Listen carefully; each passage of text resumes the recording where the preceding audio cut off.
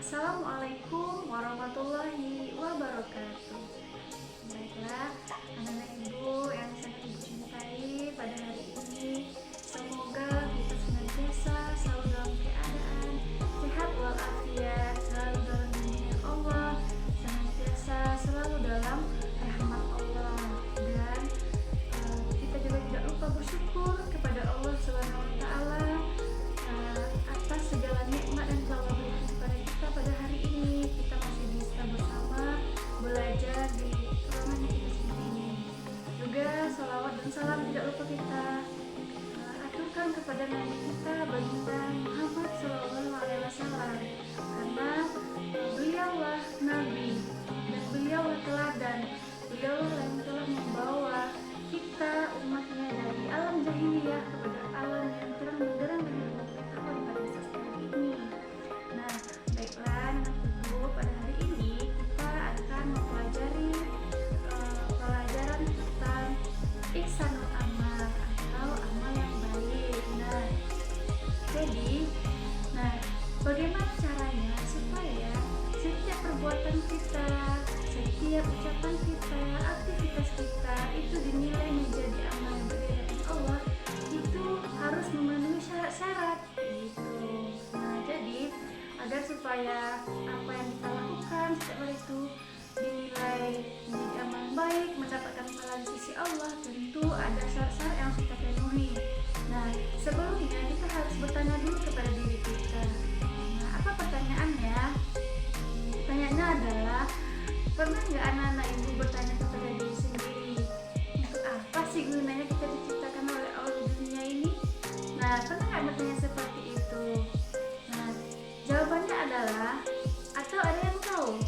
Nah, jawabannya adalah di dalam surah Az-Zariyat ayat 56 anak-anak, yaitu yang mana bunyinya adalah wa ma khalaqatul jinni wal insa illa liya'budun.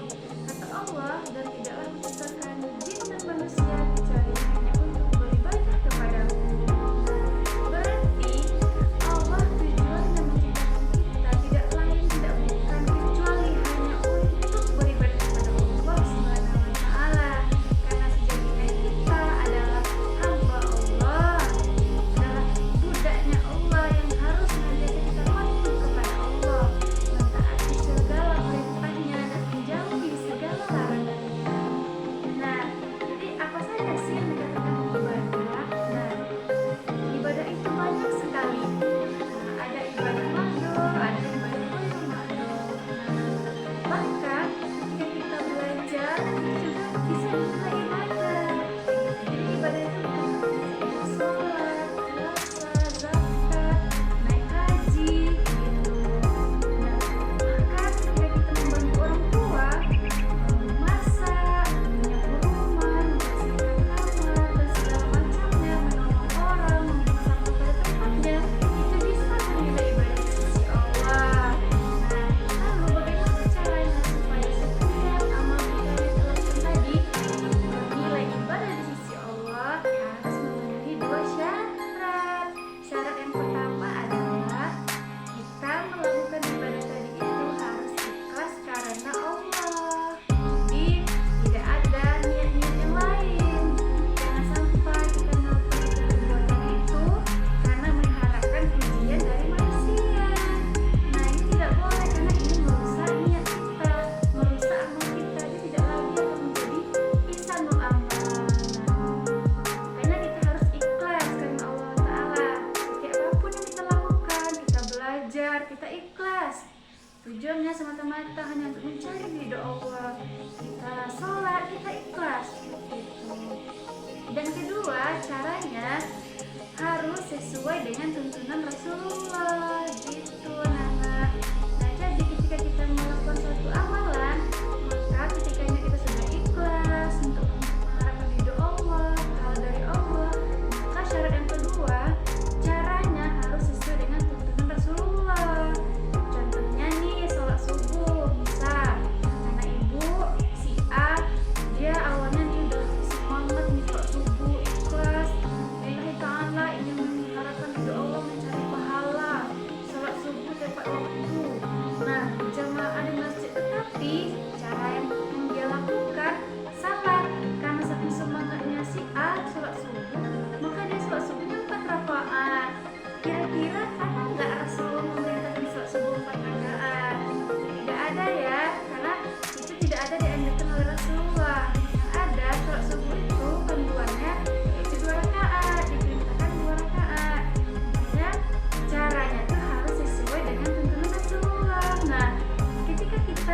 tidak sesuai dengan tuntunan Rasulullah amalan kita, maka dia belum menjadi amal yang baik. Nah, maka dari itu kita harus senantiasa melihat, berpikir dulu sebelum melakukan suatu perbuatan. Kira-kira nih perbuatan yang kita lakukan ini ada nggak tuntunannya dalam Al-Quran dan Sunnah?